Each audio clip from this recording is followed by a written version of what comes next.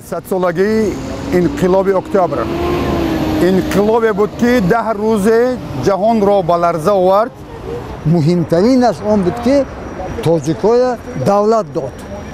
از ظلم استثماری فئودالیسم فئودال‌ها بود دولت باید رو خلاص خورد.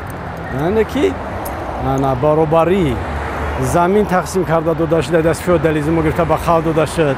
امکانیت آدمان از جهت اقتصادی پست هم زیاد شد. این پسر و فرزندان خودی آنها خواندن، کسب یاد گرفتن، علم و عمل آموختن. پیش از انقلاب اکتبر زنها زیر چادر ظلم استم، قاضیان، ملایان.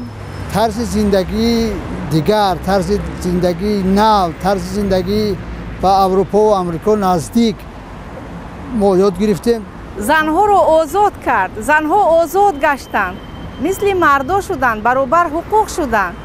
منفیش اون است که ما رو اسیر دیگر خلق کرد، ملت کرد. ما رو تیت و پیت کرد، تاجیک‌ها رو.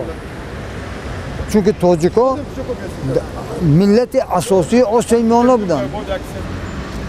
انقلاب اکتبر این جاری نمودن رسم و آیین و از بین بردن تمدن همه آدم‌ها بود. چون که بیهوده بزرگان عالم لنین را چنگیزی عصری بیست نمیگویند. اکثریت اونایی که در زمان شوروی مثلا زندگی کردن فکر میکنن که اگر شوروی نمیومد تاجیک‌ها افغانستان میشدن، ولی هیچ بار فکر نمیکنن که ما میتونستیم مثل ایران شیم. چرا نمیتونستیم؟ کسی که اندک خوانده یا نوشته میتوانست او را ملا گفته حتما نابود میساختند. میخواستند تمدن از بین ببرند و انسان نو، آدم نو بیافرند. در اون زمان همه ازبک، تاجیک و قزاق و قرغیز همه دیندار بودن. همه را نیست میکردن، همین دیندارها را. وقتی که زنها را آزاد گفتن به صحرا و به گندم دروی بردن، خاک هم میگه مشت میکرد. همه ما میدونیم که وقتی آدم گندم میدرود مینش خم میشه، مشت خاک میکرد در پشت زنها میریخت که قامت زنها قامتشون راست نکنن.